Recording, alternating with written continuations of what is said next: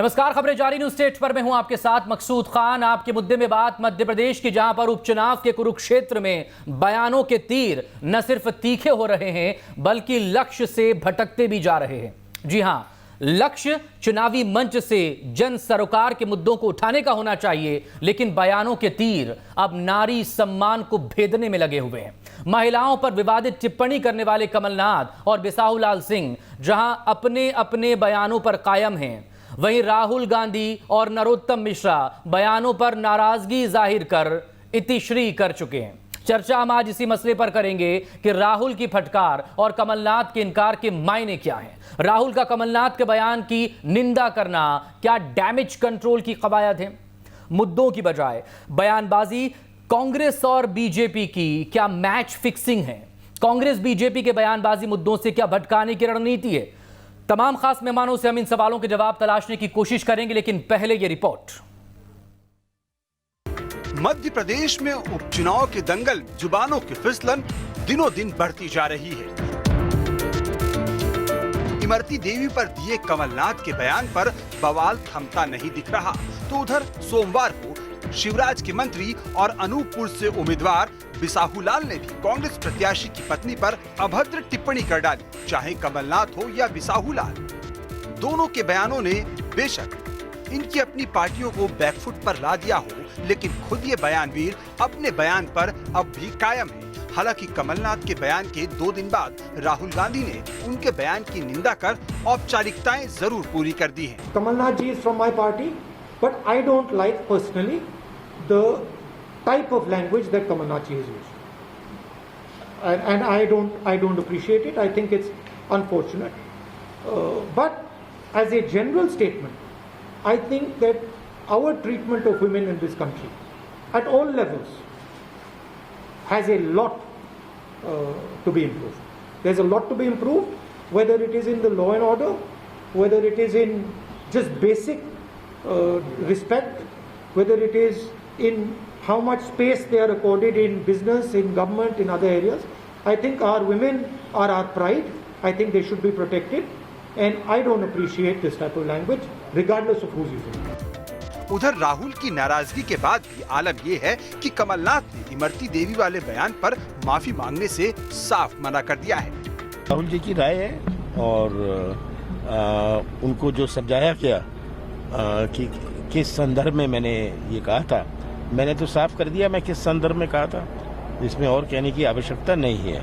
Sir, क्या कमलनाथ जी आप माफी मांगेंगे इमरती देवी से?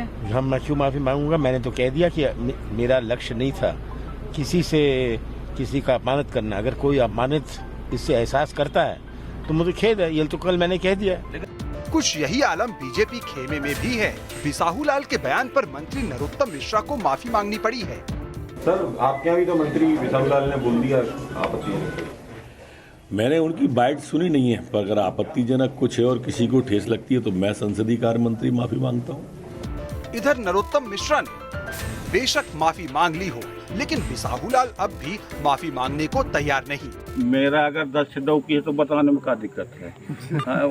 कौन सा मर्यादा भंग हो रहा है? हम कहे छिपाएंगे कि हमारे पुराने वाले हैं जो अपन घर में रहा थे, एमा का मर्यादा भंग हो रहा है? लेकर 2 थे 3 थे, राजा महाराज जमान 10 वगैरह कई छोड़ते रहती थी, तो नहीं छिपाते थे कि कई है, कौशल्या है कि सुमित्रा है, क्या है, तो इन्होंने छिपाया चाहिए। एक थे भाई औ है पुराने वाले, तो कहे छिपाते हैं। उधर नारी सम्मान को लेकर जारी बयानबाजी पर विवाद अभी थमा नहीं था कि मंगलवार को मंत्री उषा ठाकुर ने बयानों का एक नया और शिगुफा छोड़ दिया। मंत्री उषा ठाकुर ने मदरसों को लेकर विवादित बयान दे दिया। तो आप देखिए कि सारा कट्टरवाद, सारे आतंकवादी मदरसों में पले और बड़े हैं। जम्मू कश्मीर को आतंकवादियों की फैक्ट्री बना के रख दिया था। तो ऐसे मदरसे जो राष्ट्रवाद से, जो समाज की मुख्य धारा से नहीं जोड़ सकते, उनको हमें समुचित शिक्षा के साथ जोड़कर समाज को सबकी प्रगति के लिए एक साथ आगे बढ़ाना। चुनाव प्रचार के लिए अब बमुश्किल 10 दिन रह गए हैं। ऐसे में अब ये तय है कि बयानों के बाण अभी और तेज होंगे, लेकिन इस बयानबाजी के शोर में जनता के मुद्दों का क्या होगा, इसका जवाब शायद किसी के पास नहीं। Team news state. इस सब के बीच बहके बोल का सिलसिला भी जारी है, जिसके बाद चुनावी रैलियों के मंच पर भावनाओं का ज्वार उफान मार रहा है। ऐसा ही कुछ नजर आया ग्वालियर के चुनावी रैली में, जहां इमरती देवी फूट फूट कर रोती नजर आई और उन्हें ज्योतिरादित्य सिंधिया ढांढस बंधाते और चुप करवाते दिखे।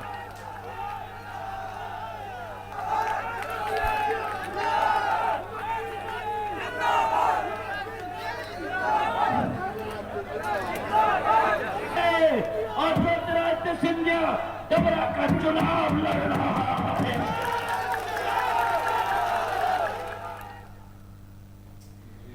तो इस अहम मसले पर बात करने के लिए इस वक्त बीजेपी की तरफ से प्रकाश मीरचंदानी जी आज हमारे साथ मौजूद हैं, सीनियर नेता हैं आप, बहुत स्वागत है आपका। कांग्रेस की तरफ से संतोष गौतम जी हमारे साथ मौजूद हैं और बहुत स्वागत है आपका भी। उम्मीद है कुछ ही देर में वरिष्ठ पत्रकार भी हमारे साथ जुड़े, डॉक्टर सत्यप्रकाश शर्मा जी।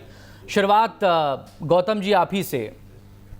भाई आपके अब तो पूर्व राष्ट्रीय अध्यक्ष बड़े नेता ने खुद जिस तरह की नसीहत दी है, या और तीखे शब्दों में कहें तो जो फटकार लगाई है, अगर वो इसे दुर्भाग्यपूर्ण बता रहे हैं और ख़ुद ऐसे शब्दों या ऐसी भाषा को सही नहीं मानते हैं, ठीक नहीं मानते हैं, इट इज़ वेरी अनफॉर्चुनेट, इस शब्द का उन्होंने इस्तेमाल किया है, तो फिर ये क्यों इस तरह के आपके नेता, बड़े नेता ऐसी भाषा का इस्तेमाल करते हैं?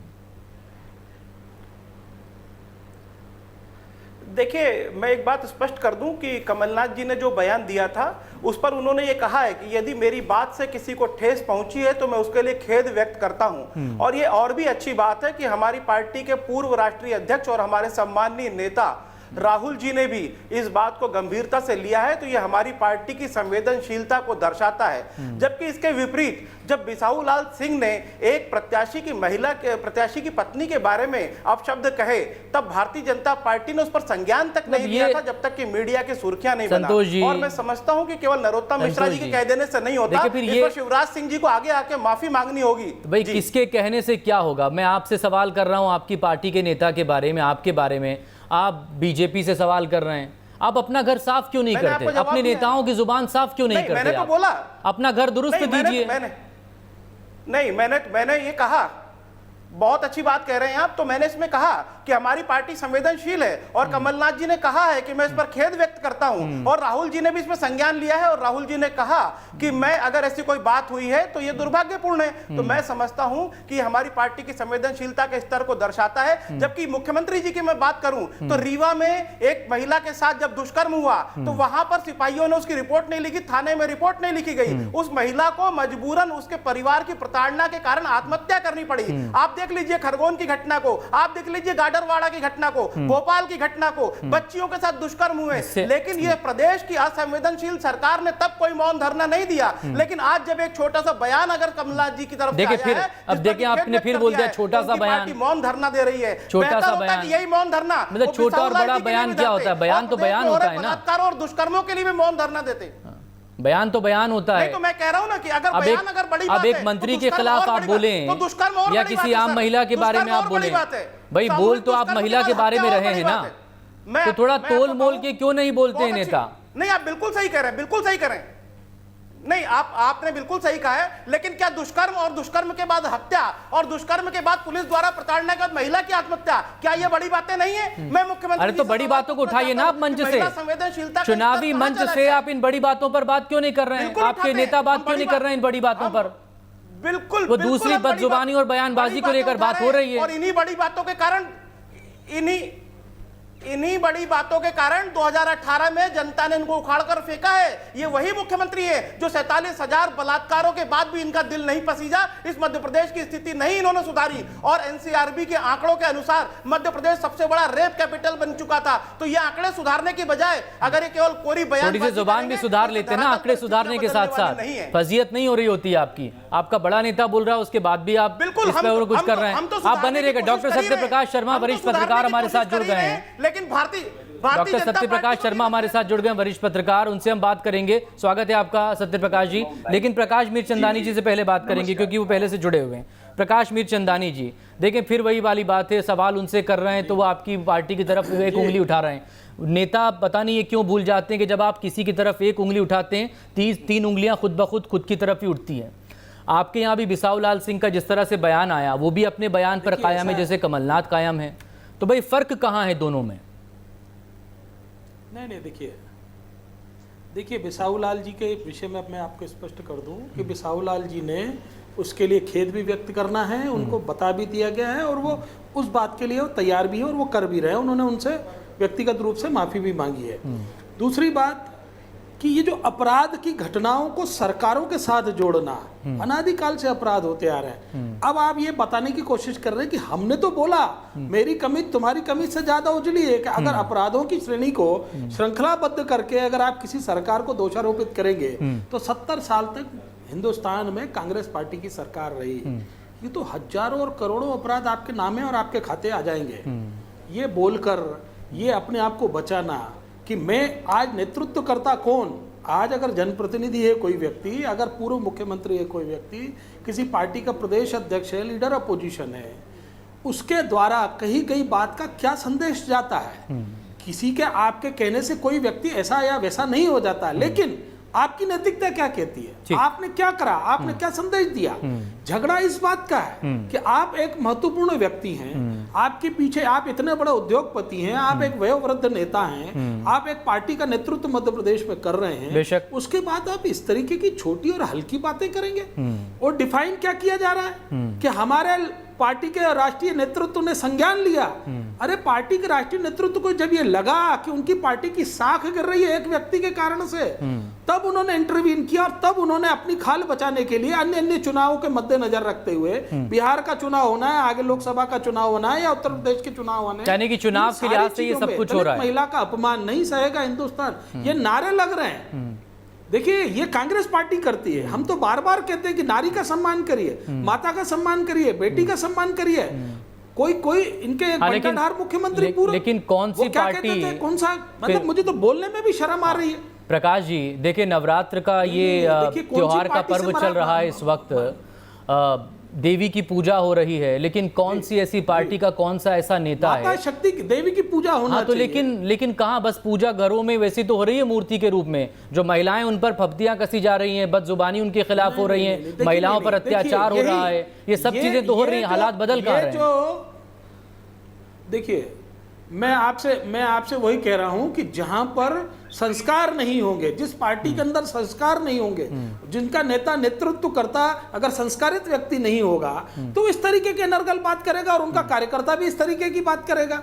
यही अंतर लाना है कि आप नारी का सम्मान करिए, आप माता का सम्मान करिए। आज हमारे यहाँ नारी शक्ति, आज तो ये अंतर अपनी लकीर बड़ी क्यों नहीं करते? आधे लोग हैं, अगर आधी महिला आधा पुरुष है। मुख्यमंत्री जो हैं, मुख्यमंत्री पूर्व सीएम को 2 चिट्ठी लिख चुके हैं, हम इनके पीछे नहीं चल रहे, उन्हें माफी मांगने को लेकर नसीहत भी दे रहे हैं, जबकि उनका विशेषाधिकार है कैबिनेट में कौन रहे कौन बाहर जाए। मैं तो बिसाहू लाल सिंह पर कार्रवाई कर देते, कोई एक्शन ले लेते, एक बड़ी लकीर खींचती ना, शुचिता की राजनीति होती है। देखिए बिसाहू लाल जी अभी वर्तमान में, मेरी बात समझ लीजिए कि उन्होंने क्या कहा क्या नहीं कहा, इस बात का तो अभी कोई स्पष्टीकरण है भी नहीं, और उनको पार्टी ने संज्ञान लेकर कह दिया कि आप माफी मांगिए। ये भारतीय जनता पार्टी ऐसा नहीं है कि हम तोलेंगे बोलेंगे जब हमारा कोई बड़ा बोलेगा तो करेंगे, ऐसा नहीं है। आज अगर हमारी संस्कृति और सभ्यता है कि हमको माता का सम्मान करना है, नारी का सम्मान करना है, तो वो जो भी व्यक्ति हो उसको सबको सम्मान करना पड़ेगा। इसको डिफाइन करने का कहीं कोई प्रश्न ही नहीं है भाई। ये तो लेकिन वो हो रहा है, आना चाहिए, स्वतः ही करना जो बयान देते हैं, किसी व्यक्ति को हमारा राष्ट्रीय नेतृत्व कहेगा। आप बिसाहू लाल सिंह की बात कर रहे हैं, आप बिसाहू लाल सिंह की बात कर रहे हैं और कह रहे हैं कि वो आने वाले वक्त में माफी मांग लेंगे, उनको बता दिया गया है। यानी कि अगर उन्होंने कुछ गलत किया है तो पार्टी का बड़ा नेता बताएगा उन्हें करने के लिए। मेरी बात सुन लीजिए, उनके इस बयान के बाद उनकी प्रतिक्रिया ली गई तो वो अपने बयान पर कायम रहे, उदाहरण देते रहे कि पुराने जमाने में राजा महाराजा भी जो 10-10 शादियां कर लेते थे। आपके चैनल पर देखिए नरोत्तम मिश्रा जी ने, संसदीय कार्य मंत्री ने संज्ञान लेते तुरंत खुद ने माफी मांग ली। और वहां राहुल गांधी जी क्या कह रहे हैं कि इस तरीके की बातों से मैं इत्तेफाक नहीं रखता हूं। ये इत्तेफाक नहीं रखना और एक व्यक्ति आगे बढ़कर माफी मांगने से कोई व्यक्ति छोटा नहीं हो जाता। लेकिन ये कांग्रेस पार्टी का कल्चर ही नहीं है। क्या कह रहे हैं कमलनाथ जी कि मैं क्यों माफी मांगू? अरे भाई, अगर एक और दूसरी तरफ एकदम ध्यान, गौतम जी काउंटर करना चाह रहे हैं आपको प्रकाश जी, तो वो कह रहे हैं कि अगर इनको मेरे कारण से किसी को ठेस पहुंची, ठीक है संतोष जी बोले, क्या है ये? संतोष गौतम जी बोले, कौन सा तरीका है? मतलब एक दूसरे की कमीज को देखा जा रहा है कि किसका दामन कितना साफ है, लेकिन कोई भी जो है वो किसी का दामन बेदाग नहीं है, कहीं हल्के तो कहीं गहरे दाग जरूर हैं। नहीं, अब आप नहीं, आप बिल्कुल सही कह रहे हैं। बात यही होना चाहिए कि यदि किसी पार्टी से गलती हुई है तो उसको खेद व्यक्त करना चाहिए, और कमलनाथ जी ने भी इस पर खेद व्यक्त किया और राहुल जी ने भी इस बात पर खेद व्यक्त किया है। लेकिन मैं कह दूं कि हमको नैतिकता का पाठ कौन पढ़ा रहा है, और कह रहे हैं कि पार्टियों को नैतिकता का ध्यान रखना चाहिए, हमको पाठ पढ़ाया जा रहा है। तो मैं ये कहना चाहता हूं कि एक हमारी पार्टी, आप चुप रहिए, अभी आप बीच में बोलिए, आपके बीच में मैंने बोला था, आपके बीच में मैंने बोला था, प्रकाश जी आपके बीच में मैंने बोला था, प्रकाश जी आपके बीच में मैंने नहीं, बारी बारी से सुने एक दूसरे को, मौका मिलना चाहिए, मुझे अपनी बात का मौका मिले, थोड़ा सा धैर्य। प्रकाश जी आप तो किसी को टच प्रकाश जी मुझे बात करें, नहीं आपने आप बातें भी तंदूर में जला ये इस तरीके से नहीं होगी डिबेट, इस तरीके से प्रकाश जी, इनको चुप कराइए, प्रकाश जी इनको चुप कराइए, कल्चर रहा है। प्रकाश जी अब सुन लेना उनको। तथ्य नहीं, कोई मुद्दे नहीं है, मत सीखिए, आप चुप रहिए, आपके बीच में बोला था प्रकाश जी, प्रकाश मीरचंदानी जी, आपको इतना ही अब देखिए आज आप है ना दोनों एक साथ भी बैठे हुए हैं, आप चुप रहिए, आपको डिबेट का इसलिए एक को तो खामोश होना पड़ेगा दूसरे की सुनने के लिए। मैं मेरी बात हाँ संतोष गौतम जी आप बोलें, चूंकि आपका टर्न है। तो मेरा टर्न था, मैं बोलूंगा, बोले प्लीज बोलें। जी बिल्कुल, मैं ये कहना चाहता हूं कि हमने तो अपनी बातों पर खेद व्यक्त किया है, लेकिन हमको नैतिकता का पाठ कौन पढ़ा रहा है? जिनकी पार्टी के नेताओं ने हमारी पूर्व राष्ट्रीय अध्यक्षा को बार बाला बोला, जिनके खुद के प्रधानमंत्री ने ये 60 करोड़ की गर्लफ्रेंड बोला था शशि थरूर की पत्नी सुनंदा पुष्कर को, और जिनके नेताओं ने समय समय पर उल्टे 10 करोड़ ज्यादा कर दिया आपने, 50 करोड़ बोला था। विजयवर्गीय ने बोला था कि यदि लड़कियां और महिलाएं लक्ष्मण रेखा पार करेंगी तो उनको रावण उठा ले जाएगा। इनकी पार्टी के पूर्व मंत्री विजय शाह ने खुद के मुख्यमंत्री, तो फिर इनकी पार्टी और आपकी पार्टी में फर्क क्या है? आप फिर वही बात कर रहे हैं, पार्टी के नेता आप फिर ये देख रहे हैं मतलब तो भाई आप दोनों ही तो एक दूसरे को ये देख रहे हैं, बलात्कारियों के पक्षधर हैं, कोई एक ही इस तरह की बातों को अप्लाई कर ले अपने यहाँ पर, पाठ पढ़ा रहे हैं और हमको ज्ञान बांट रहे हैं, अपने घर की सफाई पर कोई ध्यान नहीं देगा। मैं कहता हूं कि जिन बातों पर भारतीय जनता पार्टी हमने तो माफी मांगी है, हमने खेद व्यक्त किया है, लेकिन खेद व्यक्त करना और माफी मांगने में फर्क होता है ना।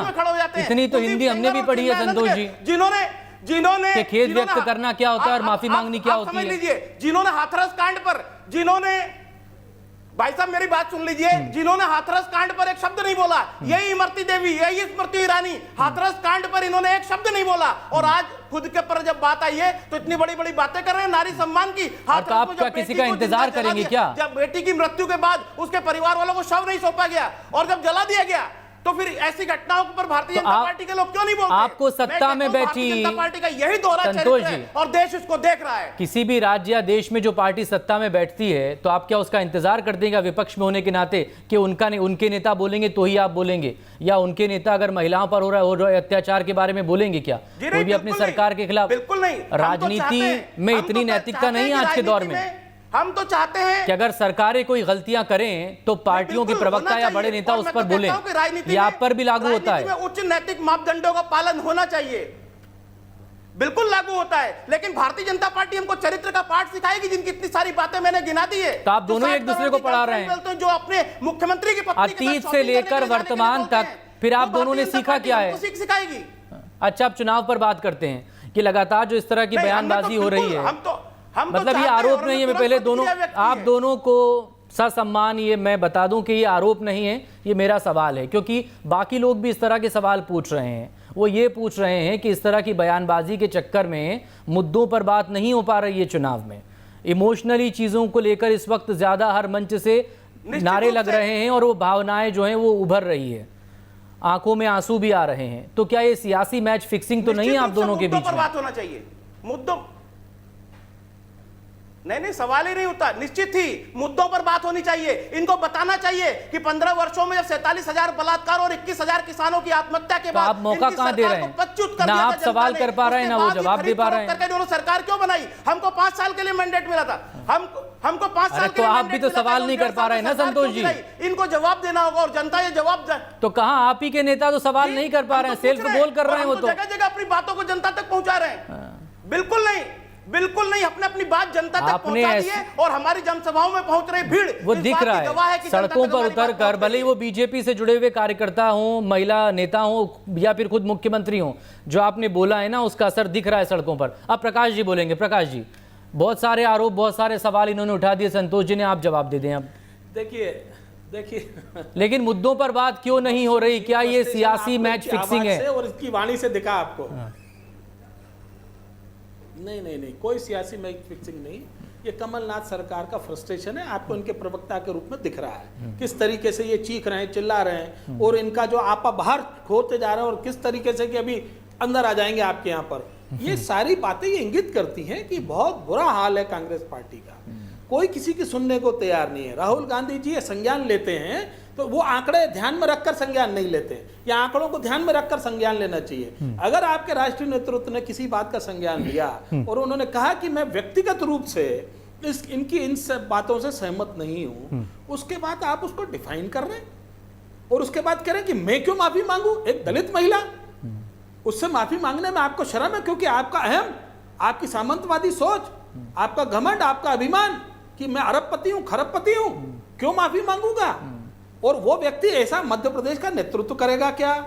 पहली बात। दूसरी बात, मुद्दों की बात जहां तक हम इनसे पूछना चाहते हैं कि हमारी 15 साल की सरकार रही अभी वर्तमान में, ये 15 महीने के आपकी सरकार से पहले, ठीक, क्या हमारी सरकार की कोई आपके पास कमी रही क्या, या कोई गलती रही क्या जो आप इस चुनाव में नहीं रख पा रहे हैं? हमने तो आपके 15 महीने की तमाम गलतियां, जो आपने किसान कर्ज माफी, लैपटॉप नहीं देना, मुख्यमंत्री कन्यादान योजनाओं में कन्याओं को पैसा न देना, वृद्धा पेंशन, तमाम ऐसी बहुत सारी चीजें हैं जो हमने जनता के बीच में रखी हैं और हम रख रहे हैं। लेकिन आप क्या कर रहे हैं? एक संभ्रांत महिला जो आपके कैबिनेट में मंत्री थी, पूर्व मंत्री थी, एक दलित महिला, गरीब महिला, आप उसके लिए अनर्गल विलाप कर रहे हैं, अनर्गल बातें कर रहे हैं। आपका फ्रस्ट्रेशन है कि उन लोगों के कारण महिला ही अपने आप में काफी है। काम करते तो ये 22 लोग आज मुझे बताइए क्यों इस्तीफा देते? आज मुझे बताइए 22 लोग क्यों इस्तीफा देते? आपके टिकट पर चुने हुए, कांग्रेस पार्टी के टिकट पर चुने हुए 22 विधायक थे, मंत्री थे, मंत्री पद छोड़ा लोगों ने। आप मुझे बताइए आखिर उनको क्या मजबूरी आई, क्या कारण था? कोई व्यक्ति सरपंच 6 लोगों ने मंत्री पद छोड़ा था विधायकी के साथ। लोगों ने 22 जवाब दीजिए संतोष। देखें, ये होता है मुद्दों पर बात, जोर लगाया उनको वापस, ये होती है मुद्दों पर बात। प्रकाश जी पूछ रहे हैं आपसे, जवाब दीजिए। आप सवाल ही नहीं कर पाते, सत्ता में बैठने के बाद भी आपसे सवाल कर सकते हैं। 1 लाख 2 लाख ये हो गया, वो हो गया। नहीं, मैं तो ये साफ कह रहा हूं। और अभी एक मिनट और है। अभी हमारी 6 महीने से सरकार है, माननीय शिवराज जी मुख्यमंत्री है। चलिए छोड़ दीजिए 15 साल, आपके पास कोई मुद्दा ही नहीं है उस पर बात करने के लिए, क्योंकि आपका कोई ज्ञान ही नहीं है, आप लोगों को जनता के साथ सरोकार ही नहीं है। अरे भैया 6 महीने में हमारी सरकार ने क्या किया है, उस विषय पे ही बात कर लीजिए, हम उसका प्रति उत्तर जवाब देते हैं। आप बोलिए। नहीं, आपने गाली गलौज करना है, यही बोल लीजिए, करना है, क्योंकि नेता जो है वो सियासी मंच पर रैलियों में किस तरह की बात कर रहे हैं वो सबको दिख रहा है। कम से कम यही बोल लीजिए, मुद्दों पर बात कर लीजिए। भीड़ इकट्ठी हो रही है, पैसे दे दे के भीड़ लाना और अच्छा, अब संतोष जी को बोल लेने दे प्रकाश जी, मेरे पास वक्त की कमी, फिर वाइंड अप करेंगे, हो गया टाइम। हाँ, मैं ये साफ कर देना चाहता हूं कि जहां तक मुद्दों की बात है तो कोरोना से निपटने में पूरी तरह से असफल रहे। पूरा प्रदेश जानता है कि जिस समय कोरोना मध्य प्रदेश में पैर पसार रहा था तो विधायकों की खरीद फरोख्त में लिप्त थे। इनके मुख्यमंत्री ने स्वीकार किया कि आला कमान के इशारे पर हमने सरकार गिराई है। 35 और 50 करोड़ की बातें पूरे प्रदेश को पता है कि कौन बिका है 35 और 50 करोड़ में। दूसरा, जब यहां पर पीपीई किट की उपलब्धता की जरूरत थी तब ये पीपीई किट नहीं दे पाए। ऑक्सीजन सिलेंडरों की कमी से लोग मर गए। मजदूरों का जब पलायन हुआ तो सड़कों पर लोग मर गए। यहाँ की सरकार कुछ नहीं कर पाई। यहाँ का खजाना खाली है। यहाँ के संविदा शिक्षकों की नियुक्तियां फिर नहीं कर पाए जिसके कारण महाराष्ट्र सड़कों पर उतरे थे। यहाँ के कर्मचारियों की तनख्वाह नहीं बढ़ रही है। ये मुद्दे हैं और मैं साफ करना चाहता हूं कि पूरी तरह से कोरोना से निपटने में असफल ये सरकार केवल पूरी तरह से भ्रष्टाचार में लिप्त है। चुनावी प्रबंधनों के कारण कोरोना से निपटने के लिए लोगों को यहाँ पर मौत के मुंह में धकेल दिया गया। देखिए कितने सारे मुद्दे हैं, आपके बड़े नेता बात ही नहीं कर पाते हैं मुद्दों पर, इसीलिए तो फिर सवाल उठते हैं कि भाई क्या ये रणनीति है उपचुनावों में मुद्दों से भटकाने की? बात कर रहा हूं, कैसी बात कर रहे हैं? बिल्कुल बनाना चाहिए कांग्रेस पार्टी का। मैं तो कह रहा हूं मैं तो एक छोटा सा कार्यकर्ता हूं। हमारे सभी बड़े नेता इस मामले को लेकर जा रहे हैं। केवल मैं ही नहीं, नगीनों को नहीं देख पा रहे हैं। मैं ही नहीं लगता है मुझे, नहीं देख पाते फिर खो देती है ना। दलित महिला, बड़े बड़े महाराजों को खो दिया है, विधायकों को खो दिया, मंत्रियों को खो दिया, सरकार भी खो दी। हम तो कोरोना की व्यवस्था कर रहे थे। चलो मेरे पास वक्त इतना ही है। बहुत शुक्रिया आप दोनों लोगों का, और उम्मीद यही कि अब सियासी मंच से कोई ऐसी बात ना हो जो किसी को भी ठेस पहुंचाए। नेताओं को समझना होगा कि आप जिस मंच पर बैठे हैं आपको हज़ारों लोग, आपके फॉलोअर भी होते हैं, लाखों आपके वोटर भी होते हैं, लेकिन आम लोग भी होते हैं, तो उनका ध्यान ज़रूर रखें, मुद्दों पर बात करें। बहुत शुक्रिया। छोटे से ब्रेक के बाद खबरें जारी हैं।